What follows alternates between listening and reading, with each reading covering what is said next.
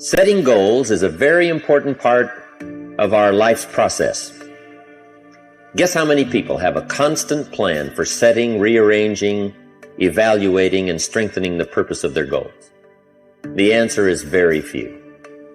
In fact, if you will do this, you will become among the few who do, that become the envy of all who watch. In fact, if you will, the big question is, what are you doing with it? Most everyone has some time, they have some resources, they have some money, or they have a paycheck, or they have some kind of resources, they have some kind of net worth. The big question is, what are you doing with it? Where are you investing it? Where are you putting it? First of all, you've got to understand about society and about money. You've got to understand how to earn it, where to get it, where it comes from, and the importance of managing it. Kids ought to be taught from the time they're just small what to do with a dollar. If a child has $1 and goes and spends it, right away they've developed the wrong habits. And sure enough, if they continue those poor management habits over the first $1, you can imagine they're probably going to do the same poor things with those same dollars when they get older. The plans we learn when we're small, sure enough, are most often the plans we follow the rest of our lives. What to do with your money and where to put it. We teach in the care and feeding of the goose that lays the golden eggs. You've got to be a happy taxpayer. You've got to make sure some of your money goes into financial institutions so that successful people can borrow it and start other businesses that employ more people. You've got to make sure that you give some of your money for charity. So for charity and for taxes and for savings and for the accumulation of capital, it's very important to have a management plan for your present resources so that at age 65 you don't wind up like most people do, broke. You wind up with substance, you wind up with plenty to share, you wind up with plenty to enjoy. A plan for using all of your present resources wisely. What I'm saying is we all need a consistent plan for the gathering of knowledge, a consistent plan for going to the library, a consistent plan for attending the lectures, attending the seminars. Most people get ideas just spasmodically, or when someone happens to come by, or they just happen to hear someone, or they happen to read a book that might have some ideas that could help to benefit their life. When you listen to a sermon, make sure you've got your journal to take notes. Wherever you go, gather knowledge, but gather it on purpose. Do it constantly, do it daily, and do it consistently. We need a consistent plan for reading books. Most people just read books haphazardly, spasmodically, or most people just don't read at all. Or they don't have a good plan for reading the right books. Sure enough, the man reads the comics instead of the classics. And he misses all the things that could really benefit his life because he doesn't have a plan. Here's a good thought to consider. Rarely does a good idea interrupt you. Good ideas must be pursued. You must go where they are. You must seek them out. And there's an important Bible phrase that says, if you seek, if you search, you will find. Sure enough, a consistent plan for gathering knowledge, reading the books, attending the lectures, putting together ideas and having a place to capture them like a journal where you can repeat them and go over them. That's a fundamental that if you'll follow it, will put you in the top 5%. Guess how many people have a consistent plan for the gathering of knowledge? Answer, very few. And what you want to be is one of the very few. You need a plan, a detailed plan for the use of your work time. We call it a game plan.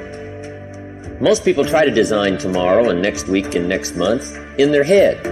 They try to just decide what they're going to do. And most people don't even think that far ahead. They think, I have to get up in the morning and go to work, and that's about the extent of it.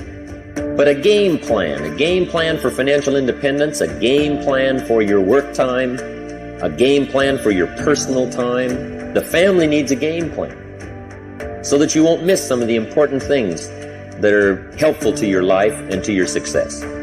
The kids need a game plan. Mom needs a game plan. Dad needs a game plan. You need a business game plan. You need a game plan for your office. If you're in business, a game plan for your business. A detailed plan for the use of your work time.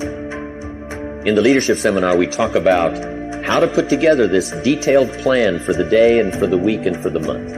How to stretch out a plan for 6 months and for a year. In doing business around the world, we found that you have to detail the plans in great detail. Otherwise, sure enough, you're going to miss something. And I can promise you that a detailed plan for the use of your work time will put you in the top 5%, because most people don't have one. Mr. Shoaff shared with me when I first met him when I was 25 years old. He said, Jim, to do better, you've got to get around the right people. If you have a constant association of people who can better your life and better your lifestyle, you can't believe the progress that you can make. An association of people of common interest in progress, success, ideas, and philosophy. I have a good phrase for you. Never mistake the power of influence. The man says, well, I live here, but it doesn't really bother me. See, that's not true. He says, I'm around these people, but they really don't bother me. See, that's not true. Whoever you're around, whoever you're with, is exerting some kind of influence on your life. And what you must do, and this would be the good year to do it, the first year you've heard about it, is make plans to get around the right people. People who talk positive ideas. People who talk philosophy, the refinement of philosophy. See, just the latest joke won't help. You've got to get around people who read, people who are successful, and people who are growing and changing. Otherwise, your influence is going to be in the opposite direction. And I know most of us, wherever you work, you have to be around some negative influences. But what you must do is counterbalance that by an association of the right people, getting around the right people who can help to change your life for the better. Associating with the right people on a constant, consistent basis. So work on that one. If you will work on an association of the right people who can help you to grow financially, personally, spiritually, socially, sure enough, it'll put you in the top 5%. Guess how many people have an association of people of common interest in progress, success, ideas, and philosophy? Answer, very few. But be one of the few. Mr. Shoaff taught me this one when I first met him at age 25. He called it lifestyle. Learning how to live. A constant plan for figuring ways to live uniquely and to enjoy your present substance. Lifestyle is the challenge of learning how to live well. See, if you earned well and didn't live well, see, that would be pitiful. If a man made a great deal of money, but his personality didn't change, and his lifestyle didn't change, his uniqueness didn't change, see, that would be pitiful. It's pitiful to find a man in a $500,000 home, and sure enough, he's a $5,000 man. Learning the skills of lifestyle, what to do with your money so that you get joy from it. Shoaff taught me the simplest little things, like tip. He taught me what the word tip meant.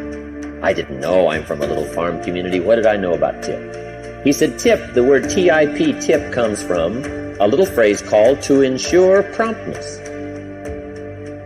And the more I thought about that, then I understood what he meant. If a tip is to ensure promptness, when should you give it? Answer, up front. You don't wait to see whether or not you've gotten good service to decide to tip. You ensure good service. Mr. Shoaff said to me, sophisticated people make sure they get good service. It's just one of the little things to learn called lifestyle. How to enjoy your family, how to enjoy your money, how to enjoy your time and your substance, how to enjoy your own thoughts, figuring ways to anticipate your family's needs, to do it with joy instead of animosity, to get great delight in the substance you now have. Most people say, if I had more money, I'd be happier. But happiness is something you have to work on besides money, because the money won't make you happy. One of the great things to learn in life is that you can learn a great deal. There's hardly anything you can't learn. If you wished you could learn several languages, there's so many skills that you can develop that you want to make sure that you've got a timetable and a plan for developing all those skills. Don't settle for less than you can be. See, at the end of your life, you don't want to wake up and discover that you've only lived 1/10 of it. And the person you could have become, you let that slide. The skill you could have developed, you just didn't take the time. There's a great deal of discipline required in developing all of your personal skills, but I can tell you that it's well worth the discipline. Make sure you go to the classes.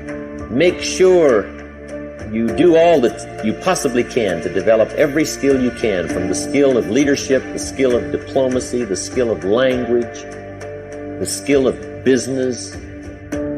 Whatever you can learn, make sure you take the time to learn.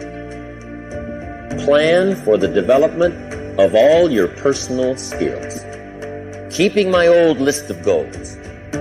I'm telling you, this served me so well, keeping my old list of goals.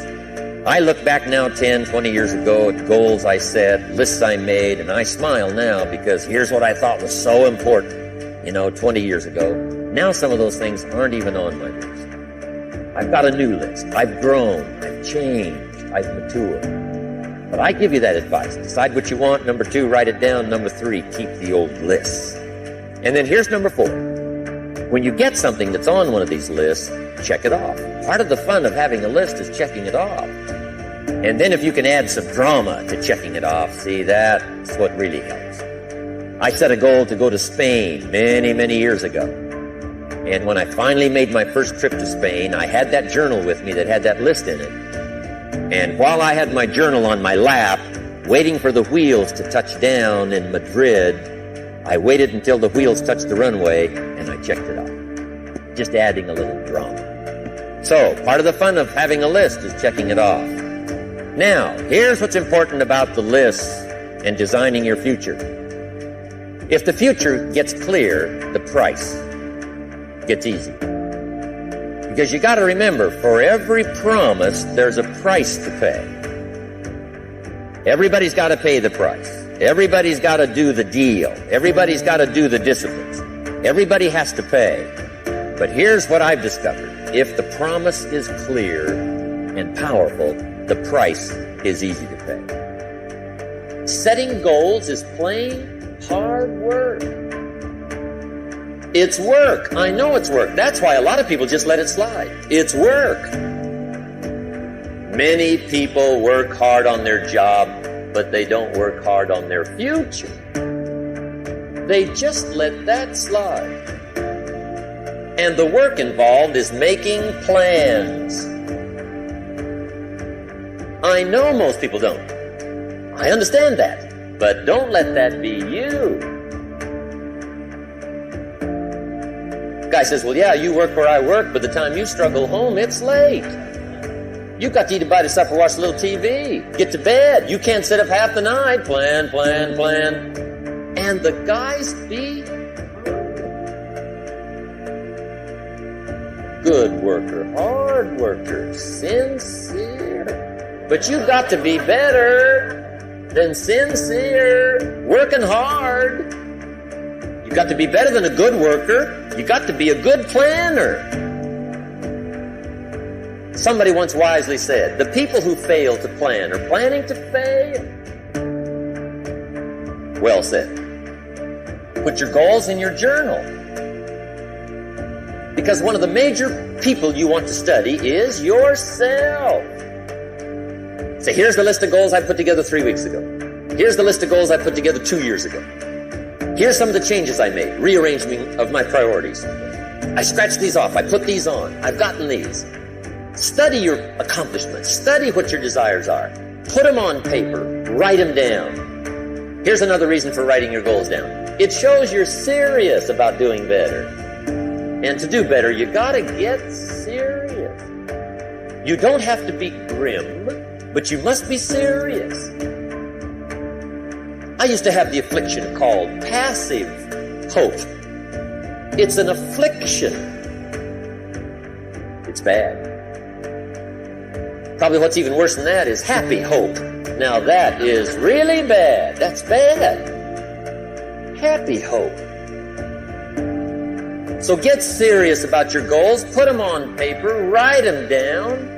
There's all kinds. His goals, her goals, their goals. Business goals, financial independence goals, family goals. I mean, there's so many things to work on this that if you don't get busy and work on it, sure enough, the time will pass. And sure enough, 5 years from now, you'll wind up where you don't want to be, wearing what you don't want to wear, driving what you don't want to drive, being what you don't want to be. Now's the time to fix it. And here's one of the important phrases of the evening. Your goals are affecting you, whatever they are. Your goals affect your handshake. Your goals affect your attitude, personality. Your goals affect the way you walk, the way you talk, the way you dress. All day long, we're being affected by our goals. Now, some people have goals, but they have such lousy goals. The effect is bad. I asked a guy one time, what are your goals for this month? The guy said, look, if I could just scrape up enough money to pay these lousy bills. That was his goal. I'm not saying it isn't the goal. It's a goal, but it's such a lousy goal, the effect is bad. You don't jump out of bed on Monday morning and say, oh boy, another chance to go out and scrape up the money to pay my lousy bills. See, you don't do that. Usually you say, oh, not another Monday. And some people have so given up on life, they have joined the thank God it's Friday club. How sad. Everybody hopes things will get better.